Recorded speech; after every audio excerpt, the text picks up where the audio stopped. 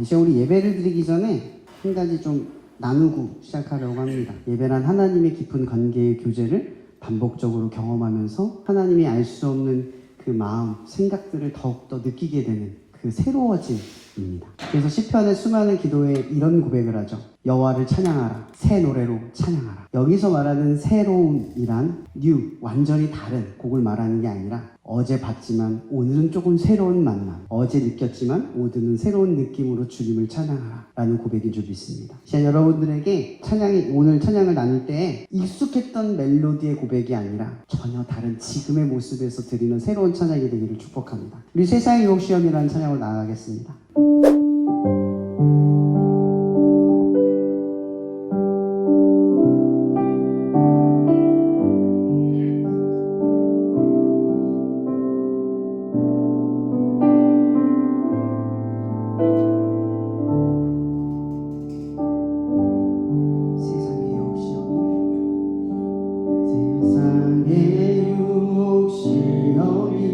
내게 몰려올 때에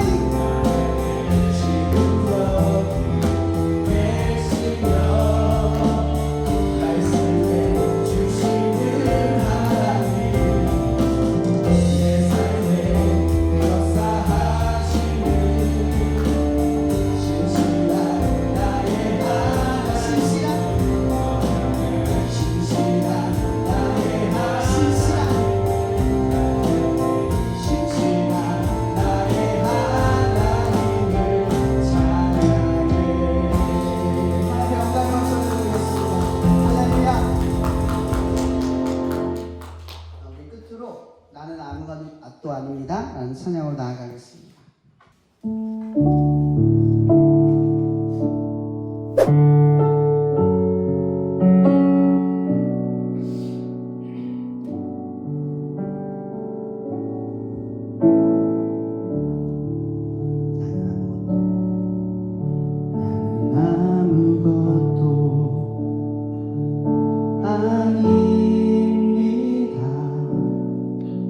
주님의 사랑이 없어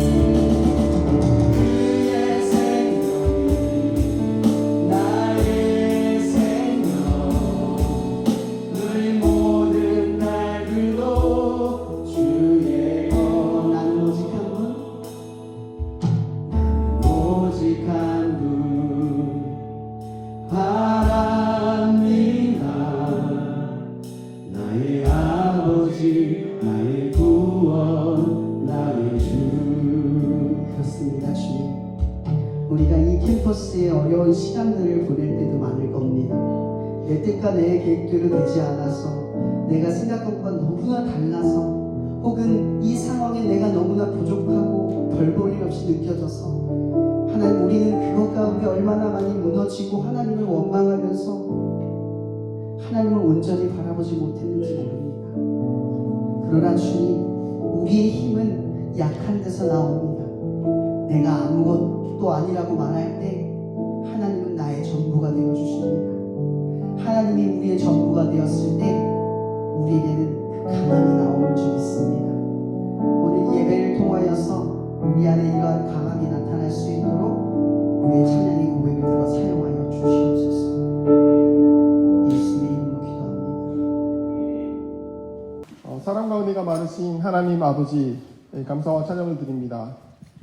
나일락과 백합화와 철쭉이 꽃을 피며 산과 들에는 이름 모를 풀꽃들과 푸른 나무들로 가득 채워주신 하나님 아버지, 솔로몬의 모든 영광으로 입은 것이 이 꽃 하나만 하지 못하다 하신 주님 말씀을 떠올리며 아름다운 한국교통대학교 캠퍼스에서 주님 이름 부르며 예배 드립니다. 지나간 한 주를 되돌아봅니다. 경건의 모양은 있으나 경건의 능력이 없다는 주님 말씀 기억하며 우리의 삶이 예배에 참석하고 기도를 드리지만 보다 더 헌신되지 못하고 유혹에 쉽게 넘어가는 우리들 모습을 되돌아봅니다.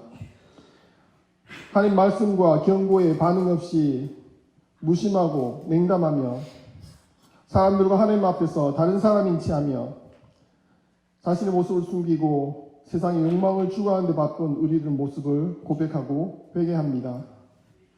우리 연약함과 죄를 오늘 다시 고백하오니 주님께서 친히 만져주시고 하나님의 온전하신 것처럼 우리의 영과 육과 혼을 온전하게 만들어주시고 우리가 하나님 안에 거하며 하나님 뜻을 구하며 살게 될 때 우리의 삶을 하나님께서 보시기에 합당한 삶으로 인도하여 주시기를 바라고 소원합니다.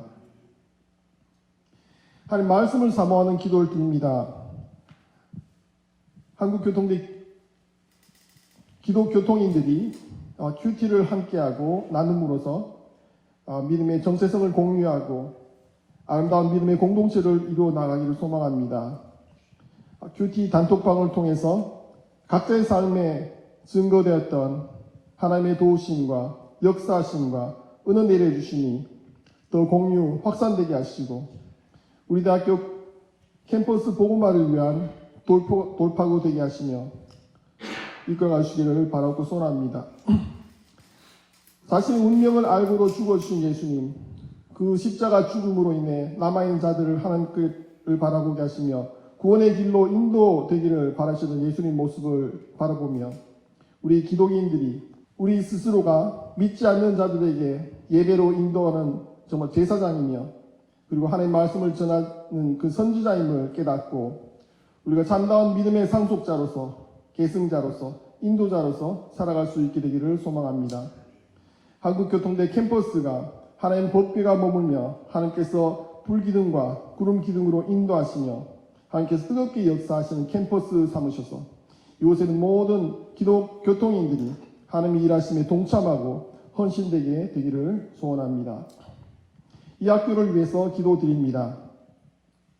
우리 학교가 중국 대학교와 통합과 또 여러 가지 프로그램을 추진하고 있습니다.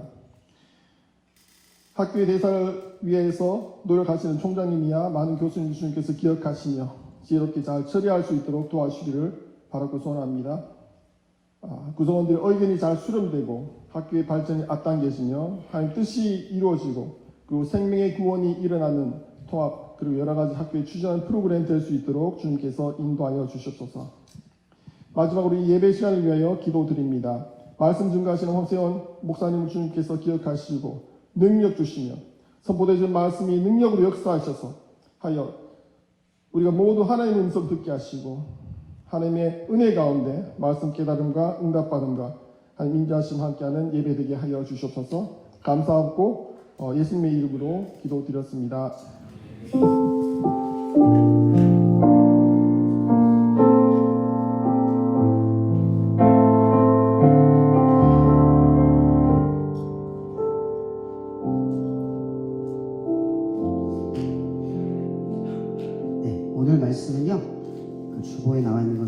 마태복음 18장 1에서 10절의 말씀을 서로 교독하면서 읽겠습니다. 제가 먼저 읽고 회중분들이 나중에 읽고 같이 읽겠습니다. 읽겠습니다.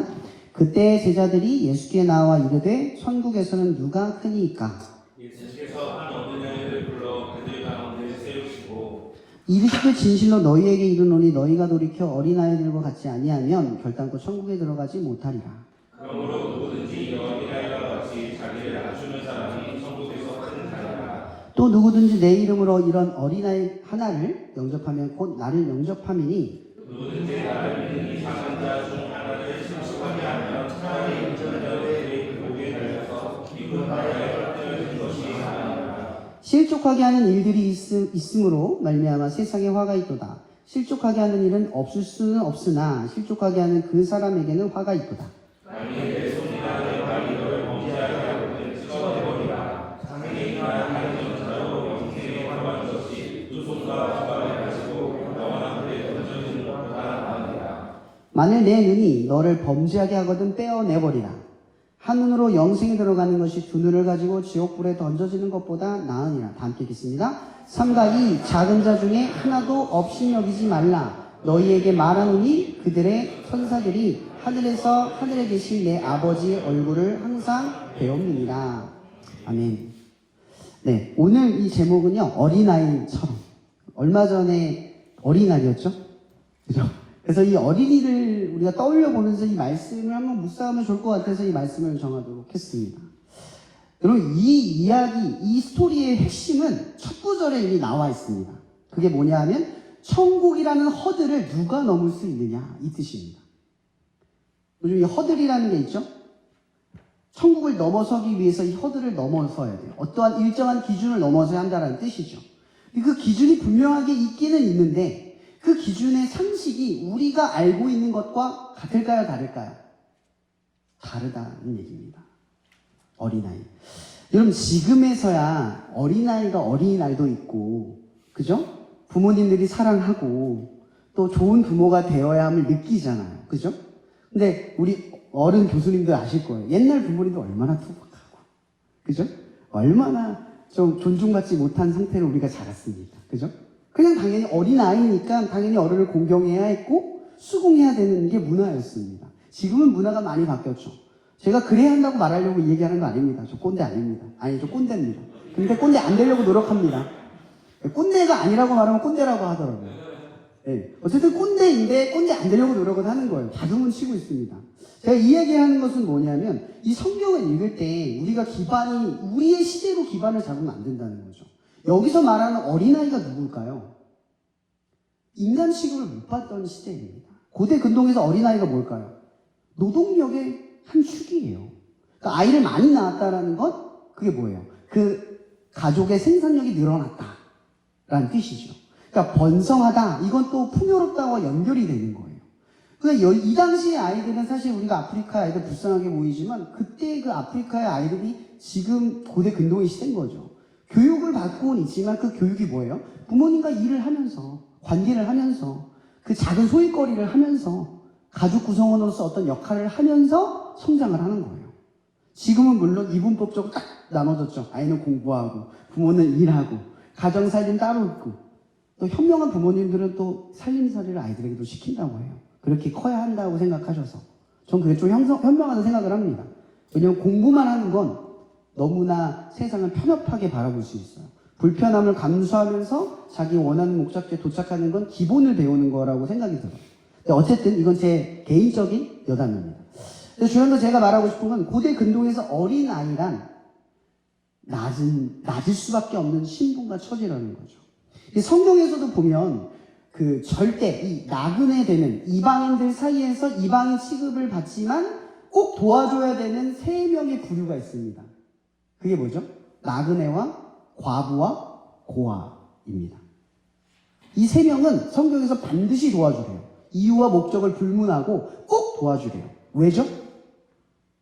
과부는 생산력이 없습니다. 지금이야 여자들이 인권이 자라서 이 21세기 세계에서는 일을 할 수 있는 좋은 체계가 잡혀 있어요. 너무 좋은 세상이죠. 근데 과거는 너무나 제가 예전에 어떤 책을 봤는데 세상에서 가장 오래된 차별이 있답니다. 그건 인종차별이 아니래요. 뭔지 아세요? 여자와 아이의 차별이라는 거죠. 이거는 과거 역사로부터 지금까지 이어져요. 여전히 여자들은 사회 구성 안에서 여전히 그 인권이 발달하고 있지만 여전히 차별을 받고 있는 부분들이 있어요. 그러니까 이 차별이 사라지진 않지만 계속해서 극복은 되어가고 있지만 여전히 역사적으로 여자와 아이는 차별받는 존재라는 거죠. 그럴 수밖에 없는 연약한 존재라는 것도 반대로 바라볼 수 있는 것 같아요. 여기서 바라보는 것은 이거죠. 어린아이가 갑자기 등장을 했어요. 근데 지금 이 이야기를 듣는 대상이 누굴까요? 바리새인들이잖아요. 사두개인들이잖아요. 그러니까 여기에는 지금 이 말을 들을 만한 가치가 있는, 그러니까 천국에 들어갈 만한 이 허들을 넘을 만한 사람들이 수두룩빽빽이 있는 거예요. 근데 예수님이 지금 누구를 부르냐 하면 어린아이를 중앙으로 끌어다 드린 거예요. 근데 그 어린아이가 아마 제가 느끼기에는 지금 13살 어린아이 아닙니다. 고대 근동에서. 초등학교 6학년은 어린아이가 아니에요. 이 당시 어린아이는 아예 생산력이 안 되는, 그냥 아무것도 모르는 한 5살 미만? 아이를 말하는 거예요. 그러니까 천진난만하고 아무것도 모르는, 그 어른들만 보면 무섭고 말을 들어야 되는. 그러니까 자기가 어른들 앞에서 막 이렇게 뻐기거나 뭐 재롱을 떨어서 뭐 이런 시대가 아니라는 거죠. 그러니까 아이는 아이답게 불어야 되는 시대인 거예요. 근데 그 아이가 밖에서 어른들 밑에서 이렇게 지나가고 있는 그 상황인데 마치 혈류병 걸린 여인처럼 중앙으로 끌어들이신 거예요. 근데 끌어들인 건 안 놀라워. 뭐가 놀라운지 아세요? 이 아이를 보면서 천국은 이 어린아이 같은 자들이 들어간다. 이렇게 얘기하는 게 지금 파격적인 이야기인 거죠. 여러분, 예수님께서 이런 말씀하신 거 기억나세요? 너희들이 바리새인과 같이 않으면. 알죠? 천국에 못 들어간다고 했어요. 예수님이. 허들을 엄청나게 높였어요. 근데 그 말의 뜻은 바리새인처럼 완벽하게 지켜야 들어가는 것이 천국이야. 그래서 반대 허들을 말씀하신 거예요. 누가 그럼 천국에 들어가니? 이 뜻이죠, 사실은. 반문한 거예요. 천국 아무도 못 가요. 노력으로 간다면. 율법으로는 아무도 천국에 갈 수 없어요.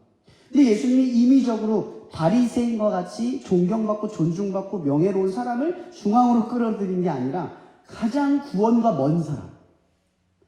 여러분, 저는 이제 예전에 교육부 아동부 맡을 때 그런 생각을 좀 교만하게 했던 것 같아요. 애기들한테 복음을 전하면 무슨 의미가 있을까? 쟤네들이 알까? 이해를 할까? 그냥 아무 생각이 없는 것 같은 생각도 들 때가 있었어요, 처음에. 여러분들 어떻게 생각하세요? 이 청년들은 교사도 하잖아요, 그죠? 가면 애들 가르치면 애들이 뭐 기억해요? 거의 기억 못해요. 뭔지 몰라요. 근데 제가 어렸을 때를 한번 떠올려 봤거든요. 저는 사실 이 아동부가 없는 교회를 다녔어요. 근데 저는 교회가 뭐 하냐면 엄마랑 같이 본 예배를 드릴 때도 있지만 대부분의 시간은 목사님 아들과 놀았어요. 그럼 교회 가는 게 너무 좋았어요. 노니까. 근데 제가 나중에 무슨 생각이 들었냐면, 여러분, 아이들은 교회를 어떻게 보냐면 우리 어른들처럼 이성적으로 이렇게 논리적으로 정리가 되는 게 아니라요, 이미지를 느끼는 거예요. 교회가 어떤 느낌인가를 느끼는 거죠. 교회가 어떤 곳인가를 그냥 알게 되는 거예요. 그래서 교회에서 교육하는 것이 아이들에게 주입식으로 뭘 가르치냐가 중요한 게 아니에요. 교회를 어떻게 바라보게 만드느냐가 관건인 거죠. 왜냐면 제가 돌아온 영혼이거든요. 제가 초등학교 3학년 때까지 교회를 다니고요. 청년 23살, 4살 때 돌아왔어요. 근데 그 공백기가 있을 때도요, 저는 하나님 믿는 기독교인이라고 생각했었어요. 예수님도 몰랐는데. 가르침도 제대로 받은 적이 없어요. 근데 그 어린 시절의 이미지가, 그 교회에 대한 좋은 이미지가 나를 그리스도인으로 이끌어냈어요. 이런 것이 교육이라는 거죠. 근데 이 어린아이에게는 지금 아무것도, 사실은 우리가 생각하는 것처럼 아무것도 모르는 거예요. 5살짜리를 가르쳐주면 뭘 이해하겠어요. 지금 이 이야기를 듣는 이 어린아이도 기억을 못해요. 그 정도의 수준의 아이를 데리고 온 거란 말이에요. 그러니까 바리새인들이 보기에 너무 어처구니가 없는 거죠. 자기들은 배운 것도 많아, 지킨 것도 많아, 경험도 많아, 가르치고 있어, 내가 말씀도 잘 알고 해석도 많아. 근데 저 아이는 아무것도 모르고 글자도 잘 모르는 아이예요. 그 어린아이를 갖다 놓고 이런 아이가 천국에 간답니다. 그러니까 거기서 보는 사람 열 받아요, 안 받아요? 열 받을 수밖에 없어요. 여기서부터 예수를 죽이겠다는 그 마음들이 살아나기 시작해요. 예수님이 그들을 지금 비난하는 게 아니라 그들에게 얘기하다 보니 그들의 비난이 자연스럽게 드러나기 시작하는 거예요. 그러니까 천국은 누가 가냐는 거죠. 누가 가냐. 근데 자꾸 우리는 그 천국에 대해서 많은 착각을 하게 돼요. 여러분, 천국은 어떻게 갑니까? 교회를 나오면 갑니까? 예수를 믿었다고 하면 가는 걸까요? 그러니까 내가 믿었다고 고백을 하면 그 수준에서, 알았다 그 수준에서 가는 걸까요? 믿는다라는 건 뭘까요? 그 믿는다의 수준이 어느 정도에 도달해야 구원을 받는 걸까? 우리가 이 정도의 고민을 해봐야 돼요. 우리는 예를 들어 믿는다, 내가 일송이를 믿는다 라고 하는 건 믿음의 정도가 다르죠. 얼마만큼 신뢰를 했냐에 따라 이 친구를 믿는 정도를 말하는 거예요. 계산적인 거예요, 사실은. 근데 하나님을 믿는다라는 건요, 전제적인 거예요. 온전히 다 믿지 못하면 믿음이 안 돼요. 근데 이렇게 생각해 봅시다. 우리가 내가 예수님 믿습니다, 어떤 은혜를 받고 예수님 믿습니다 한 다음에 뭐가 필요하냐는 거죠. 하나님이 우리를 믿도록 이끌어 주셔야 한다는 거죠. 그게 필요해요. 근데 우리는 그 이끄심이 없이 고백만으로 멈출 때가 있다는 거예요. 나의 믿음이잖아요. 내가 고백한 건 내가 한 거죠. 근데 하나님이 하신 게 더 커요. 하나님이 하실 일이 더 큰 거란 말이에요. 근데 우리는 하나님이 하실 영역을 보는 게 아니라 내가 한 것에서 멈춘다고요. 그건 믿음이라고 말하는 게 아니라 믿음의 출발선에서 섰는데 가지 않는 거예요. 꼬림이 없는 거죠. 그냥 가지도 않은 거예요. 그러니까 믿는다는 전제는 이거예요. 내가 하나님을 믿는다 고백하는 순간부터 그분을 믿고 살아가기 시작하는 것이에요. 그러면 그 하나님이 우리를 어떻게 하냐면 믿도록 만들어주셔요. 여러분, 이 마태복음 다 모든 말씀은 다 안 나오지만 이 뒤에 가면 우리의 믿음에 대해서 이렇게 말해요. 산을 옮길 만한 믿음이 어느 정도의 믿음이래요? 겨자씨만한 믿음이래요. 여러분, 생각을 해보세요. 이게 무슨 말이냐면 우리의 믿음이 겨자씨만하지가 않다는 뜻이에요. 너희들이 너희들을 구원하는 자력의 믿음의 크기가 겨자씨만도 않다는 거죠.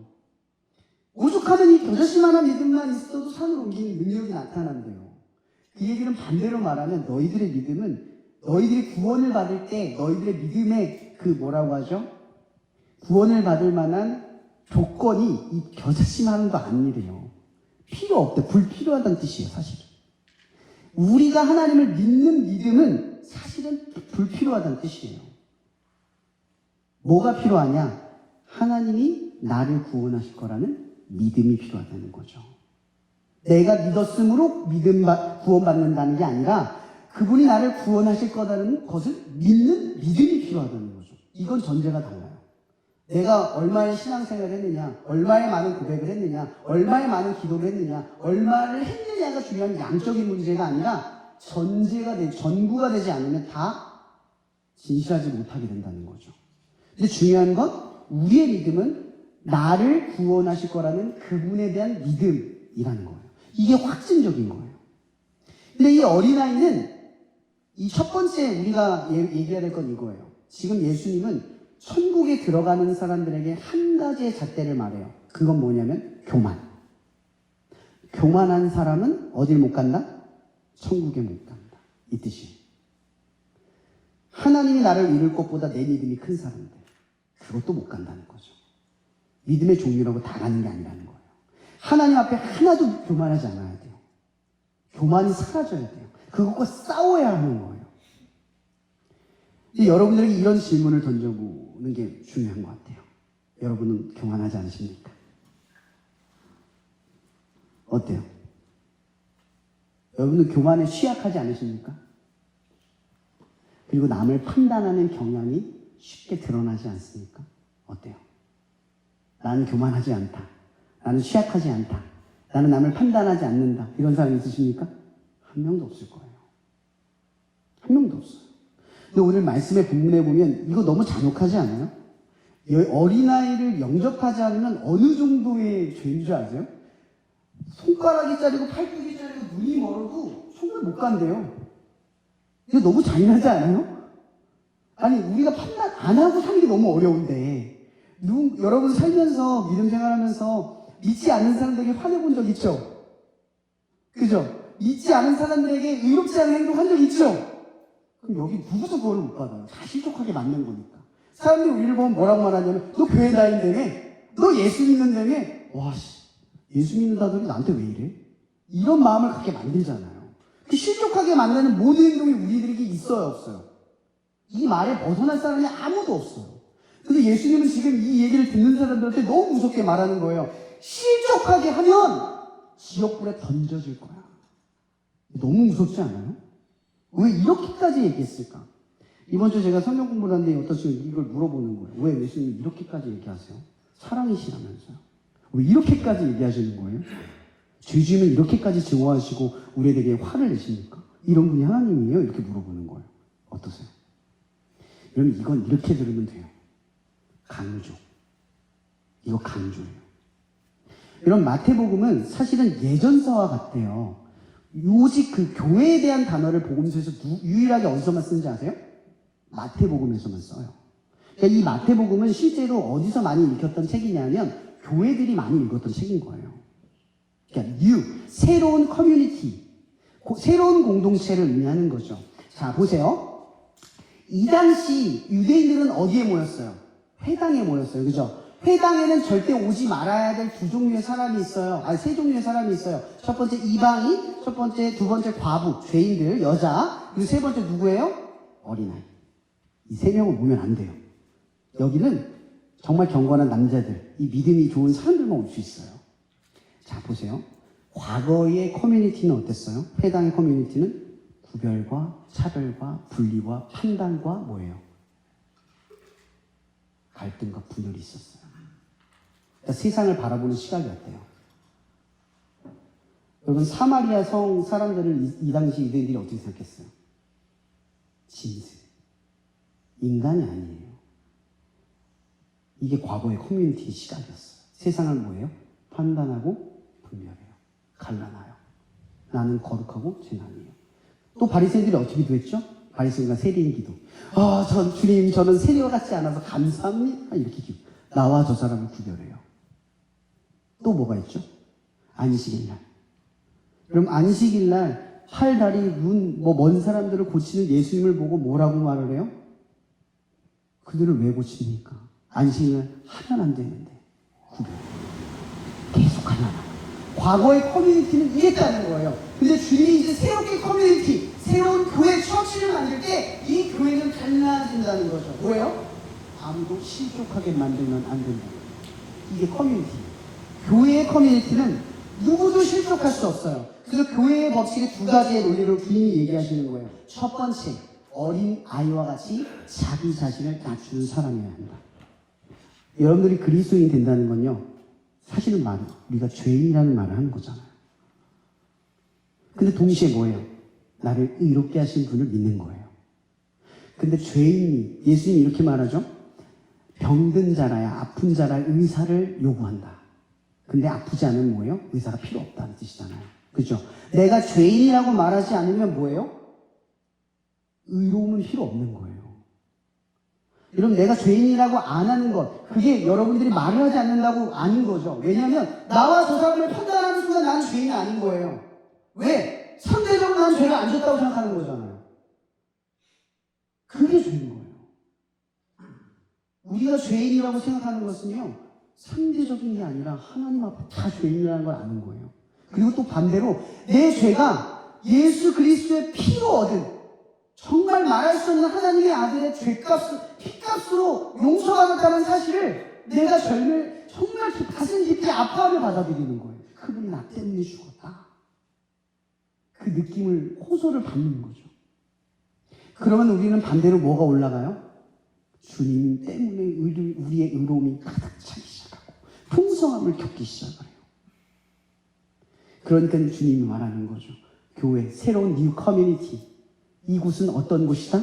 자기 자신을 어린 아이와 같이 낮추는 자들이다. 이 아이는 예수의 은혜로 한 가운데로 온 거예요. 이 아이가 스스로 걸어온 게 아니라 예수가 품어서 이 가운데로 오게 한 거죠. 그리스도인들이 교회로 나온 건 뭐예요? 내 발걸음으로 나온 겁니까? 우리가 코로나 때 안 겪어봤어요? 코로나 때 교회를 그렇게 가고 싶어도 갈 수 있었습니까? 못 갔어요. 우리가 지금 여기 있는 거, 내 의지, 내 생각, 내 상황이 떨어져서가 아니에요. 은혜로운 것이. 주님이 이렇게 품어서 가운데로 오게 하는 거예요. 우리에게 마음 주시고, 상황 여시고, 이런저런 것들을 완벽하게 구성하셔서 이 자리로 우리를 부르신 거예요. 기억합시다. 첫 번째, 어린아이가 자기 자신을 낮추는 곳, 그것이 천국입니다. 그리고 두 번째는 뭐죠? 아까 얘기했던 실족하다. 어린아이를 영접하는 커뮤니티라는 거죠. 제가 아까 뭐라 했어요? 과거의 커뮤니티는 어땠죠? 회당. 이방인과 여자와 아이는 못 들어갔어요. 뉴 커뮤니티. 새로운 우리의 교회는 어때요? 아이들과 여자들과 모든 이방인들과 믿지 않는 자들과 믿는 자들 다 한 자리에 모일 수 있어요. 이게 커뮤니티, 뉴 커뮤니티의 현실이에요. 믿음이 크든 작든 그 모든 커뮤니티 안에 우리는 하나가 될 수 있는 명분을 얻은 거예요. 그래서 예수님은 우리에게 경고하죠. 먼저 된 자가 나중 되고 나중 된 자가 먼저 된대요. 우리가 교회 들어올 때 나는 어린아이같이 낮은 자라고 들어왔어. 근데 들어와가지고 나는 얘보다 좀 더 커. 나는 쟤보다 조금 더 알아. 이런 상식으로 사람과 교회 안에서 우리가 서로를 구별하고 있는 새로운 뉴 커뮤니티가 아니라 여전히 과거에 바리새인과 사두개인들이 머물렀던 그 교회 형태를 아직도 전승하고 있다는 거죠. 주님이 교회에 대해서 이야기하는 거예요. 이 캠퍼스 처치의 목적에 대해서 이야기하는 거죠. 여기는 믿는 사람들이 오는 게 아니라 믿으려는 사람들도 올 수 있는 곳이고 믿지 않는 사람들도 호기심에 와도 상관이 없는 곳이라는 거예요. 이게 뉴 커뮤니티라는 거죠. 근데 또 하나의 명분이 있어요. 교회는 그런 곳이지만 뭐예요? 주님이 이렇게 말하는 거예요. 영접하는 사람. 영접하다. 이게 뭐예요? 수긍하고 받아들이다. 차이와 뭐예요? 상대방의 나와의 차이를 수용하는 거는 여러분의 몫이에요. 여기 새로운 사람이 오거나, 그죠? 아니면 나와 조금 다른 예배의 형태를 가다거나 여기를 이해를 못하거나 이 분위기대로 행동하지 않는 사람들을 대할 때 제가 스쿨처치 기도모임에 가면요. 아이들 중에 그런 애들이 있어요. 관종. 뭔지 아세요? 믿지 않는 애들이 오니까 관종이 있는 애들이 있어요. 예배 드는데 혼자서 갑자기 화를 내거나 소리를 지르는 친구들이 있어요. 진짜로. 정말 분위기를 깨는 애들이 있어요. 근데 중학교, 초등학교, 이제 그때 고등학교 애들은 그래요. 그 친구는 아직 믿음이 성숙하지 않으니까 그런 애들 보면 어떻게 반응하는 줄 아세요? 너 교회 오지 마. 이렇게 말해요. 오지 마. 이래요. 저는 목사잖아요. 이런 거 많이 겪으면서 오래 보면서 말씀을 묵상하면서 알게 되는 거잖아요. 전 깨달아요. 저게 소중한 거라는 거. 그런 아이들이 나중에 믿으면 더 잘 믿어요. 진짜 신기하게. 그건 중요하지 않아요. 제가 기도 모임 제가 스쿨처치를 하고 있는 그 사역을 되게 지금 여기 있는 이것도 중요하게 여기는 게 뭐냐면 교회라는 건물은 사실은 믿지 않는 사람들이 들어가기가 쉽지 않은 공간이에요. 여기는 뭐냐면 브릿지 같은 거예요. 여기를 머물다 가면 교회로 가기가 쉬워져요. 저는 그래서 기도 모임, 이 학교 안에서 예배를 드린다는 것이 어떤 의미인지를 이해해요. 여기서 경험한 사람들이 교회로 갈 수 있는 거예요. 곧장 교회 가기가 힘든 문화예요, 지금은. 뭔가를 권하거나 목적이 분명하면 부담스러워서 안 하려고 해요. 근데 여기는 누가 데리고 와요? 친구 따라서, 교수님 따라서, 누구 따라서 오기가 쉬워요. 와서 그냥 예배 드리고 다음 주에 안 나와도 상관이 없어요. 왜? 여기서 듣고 다시 가고 다시 이 자리에 그리워서 또 와도 되고. 여기는 형틀이 없어요. 근데 목적은 분명해요. 근데 중요한 건 이거예요. 예수님이 아까도 얘기했지만 우리 분위기는 그래요. 근데 누가 왔는지 갔는지 모르면 그게 공동체입니까? 왔다 갔는데 우리들이 역할이 있다는 거죠. 누가 왔다 가면 오랜만에 오면 영접하는 자들이 영접하러 그곳에 찾아가서 만남을 갖고 관계를 하고 안부도 묻으면서 우리 역할을 해야 한다는 거죠. 주님이 이렇게 말하는 거예요. 실족하게 하는 사람은 천국에 못 들어가. 지옥불에. 예수님이요, 천국에 못 들어간다고 말하는 것도 아니에요. 어떻게 해요? 지옥불에 떨어져. 이거 진짜 무섭지 않아요? 예수님이 이런 말씀을 하셨대요. 전 너무 무서워요. 이게 큰 죄인 거예요. 그러니까 이게 지금 무슨 얘기냐면 교회에서 제일 어려워하는 게 뭐냐? 이해를 어려워한다는 거예요. 나와 좀 다르고 이 교회 문화에 익숙하지 않는 사람들을 경계해요. 제가 지방의 교회를 오래 섬겨봤잖아요. 지방교회에 나쁜 점이 하나 있어요. 좋은 점 다 많은데 나쁜 점이 하나 있어요. 뭔지 아세요? 이방인을 극도로 경계해요. 다른 얘기도 오잖아요? 처음에는 막 잘해줘요. 근데 서서히 이렇게 큰을 줘요. 그래서 이게 중요한 게요. 교회에서 그분들이 들어와서 자리를 잡는 경우는요, 그분들이 노력해야 돼. 참 안타까운 건 교회를 자리 잡던 사람들이 그들을 끌어내야 되는데 그들이 용기를 내서 다가와야 교회 구성원이 돼요. 제가 이걸 많이 봤어요, 지방교회에서. 장점은 너무나 친숙하고 너무 깊이는 있어요.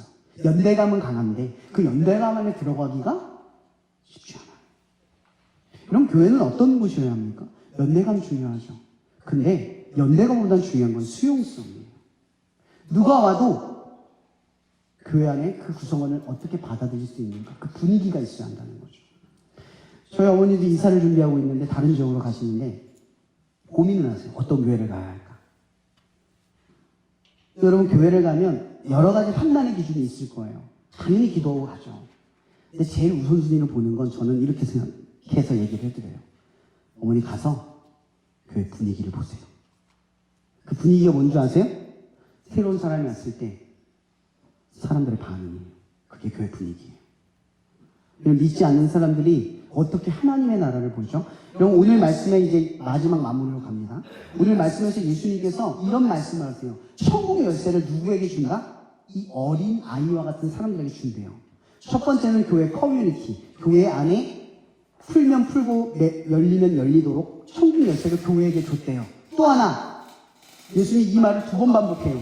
한 개인에게 줘요. 빚진 자, 기억나세요? 만달란트, 100데나리온. 만달란트 용서받은 사람이 길거리에 가다가 자기에게 100데나리온 못 받은 갚은 사람을 감옥에 집어넣어요. 용서를 받은 사람이 빚진 자를 용서 못해요. 예수님이 이런 경고를 해요. 이 얘기는 뭐냐면 우리가 받은 용서는 누가 해준 용서죠? 예수의 피값으로 받은 용서예요. 하나님의 아들로. 그 무엇으로도 못 갚아요. 근데 우리가 서로 간의 내용이 있을 때 그 사람을 용서하는 건 어느 정도인 줄 아세요? 그 피에 미치지 못해요. 만달란트는 수십조, 수백조란 뜻이에요. 경. 근데 100달러는 뭔지 아세요? 100만 원. 비교되나요? 그러니까 우리가 용서를 할 수 있다는 뜻이에요. 자, 교회를 정의합니다. 교회는 어떤 곳이냐? 첫 번째, 자기를 낮추는 곳입니다. 두 번째, 서로를 이해하는 공간입니다. 이 두 가지가 오늘 말씀의 핵심이에요. 여러분, 어린아이는 순진하고 순박해서, 쳐주세요. 순진하고 순박해서 행동과 생각이 다르지 않아요. 똑같아요. 말씀하신 그대로로 살아가죠. 오늘 이 가르침 그대로로 살아가요. 여러분, 저는 여러분들에게 무조건 이해해야 한다, 무조건 용서해야 된다, 이렇게 말씀드리려고 하는 게 아니에요. 여러분, 제가 뭐라 했죠? 우리는 다 실족하게 하는 부족하고 연약한 존재예요. 우리의 힘으로 누군가를 실족하지 않게 만들 힘은 우리에게 없어요. 그렇기 때문에 우리는 이 말씀을 통해 한 가지를 기억해야 돼요. 우리의 믿음은 내가 하나가 아니라 하나님이 한 거예요. 누군가를 실족하지 않도록 여러분이 할 일은 히브리서 12장 2절 말씀을 떠올리세요. 우리를 온전히 하신 예수를 바라보자. 누군가가 이해가 안 될 때, 정말 이해가 안 되는 우리를 위해서 끝까지 십자가에 매달려 주신 그분을 떠올리면 돼요. 누군가가 용서가 안 될 때, 내가 얼마나 용서를 받았는지 예수님을 바라보면서 나의 용서가 보잘것없음을 시인하면 돼요. 그리고 내가 낮춰지기 힘들 때 예수님을 떠올려서 나를 파는 제자들을 가르치는 정말 용서받을 자격도 없었던 그 제자들을 용서하신 그분을 떠올리면서 우리를 낮추시는 거예요. 그럼 저는 여러분들에게 이 말씀을 전하고 싶습니다. 교회의 구성원이 되십시오. 천국의 열쇠를 씌운 여러분들을 통해 하나님의 나라가 사람들에게 열리게 해주십시오.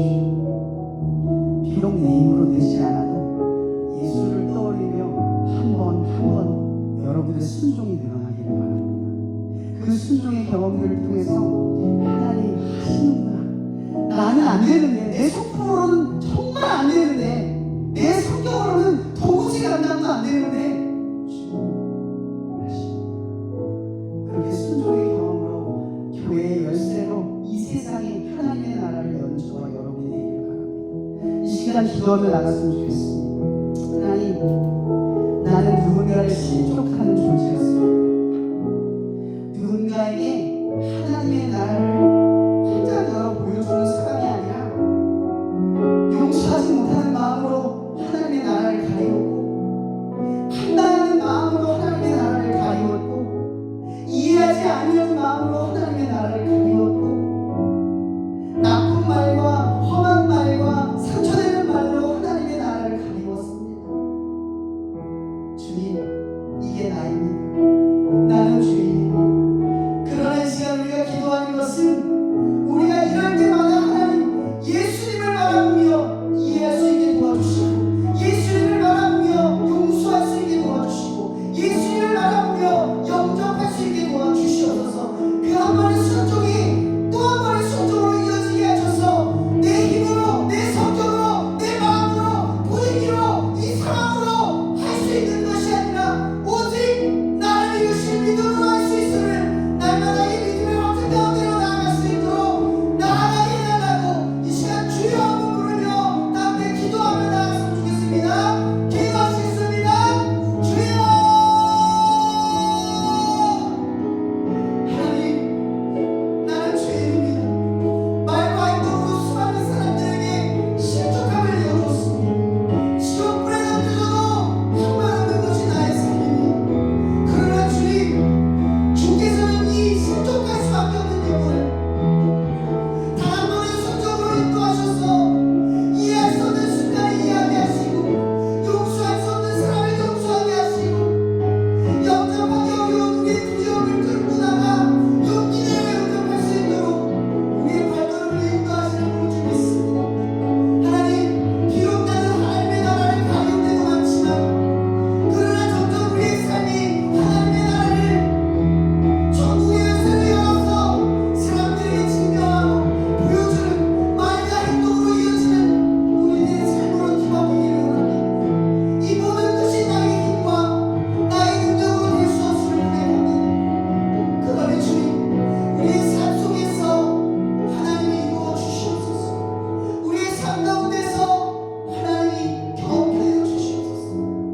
나의 믿음은 나에게 있지 아니하며 오직 나를 이루신 하나님에게 있음을 고백하는 나날이 되게 하여 주시옵소서. 우리가 온전히 약한 데에서 강함을 느끼게 하시고, 가난한 데에서 풍요를 느끼게 하여 주시옵소서. 우리가 오직 예수를 바라볼 때 우리의 온전함이 드러날 줄 믿습니다. 그러니 주님, 우리가 얼마나 어리석습니까? 주님을 바라보지 못하고 여전히 온전치 못한 삶으로 하나님의 뜻을 아무런 분별 없이 쫓아갑니다. 그러니 주님, 우리 캠퍼스의 생활 속에서 예수를 바라보며 늘 우리의 삶이 풍성해지고 넉넉해지고 여유로워질 수 있도록 우리의 풍요가 내 안에 있지 않고 주를 바라보며 있음을 날마다 고백하는 우리의 신앙이 되게 하여 주시옵소서. 또한 우리의 머무는 교회들이 오늘 말씀처럼 되어지게 하여 주시옵소서. 자기를 낮추고 영접하는 자가 되어 교회의 하나의 구성원이 될 수 있는 우리 되게 하여 주시옵소서. 모든 것에 감사하며 살아계신 예수님 이름으로 기도합니다. 네, 제가 축도를 마치겠습니다. 이 시간도 우리가 할 수 없는 모든 일들을 행하게 만드시는 그 넉넉하고 풍요로운 하나님의 사랑과 이 사랑을 이해하도록 십자가에서 죽으신 그리스도의 은혜와 우리가 날마다 주를 바라보지 못할 때, 용서와 이해가 어려울 때, 영접이라는 그 용기를 내기가 어려울 때 예수를 바라보게 하시 성령님의 교통 역사하시니 교회의 구성원이 되기를 소망하는 당신의 사랑하는 자녀들 머리머리 위에 항상 함께 하시기를 예수 그리스도 이름으로 축원하며 기도합나이다. 아멘.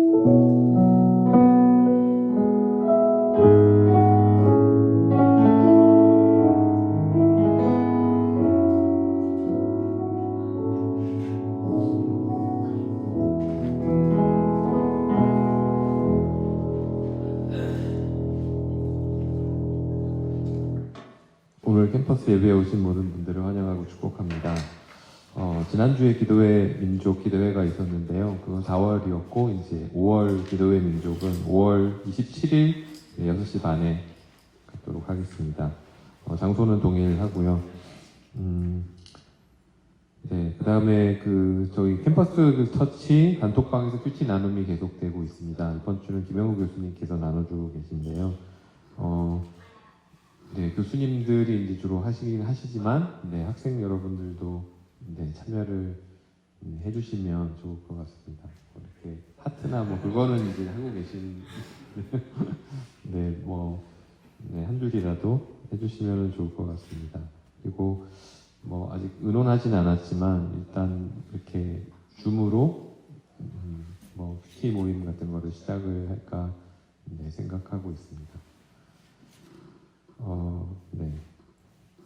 그 다음에 삶과 신앙에 대해서 상담이 필요하신 분들은 네, 교수님들도 포함해서 네, 황세현 목사님께 네, 연락을 주시면 네, 목사님께서 네, 상담을 해주시겠습니다. 네. 네, 또 다른 거 있으신가요? 네, 여기 김밥이랑 물이 많이 남았는데요. 네, 가실 때 하나씩 더 가져가시면 좋을 것 같습니다. 네, 오늘 예배는 여기서 마치겠습니다. 네, 상담하시면 맛있는 점심 한 끼, 저녁 한 끼 해드릴 겁니다. 많이 수령해 주세요.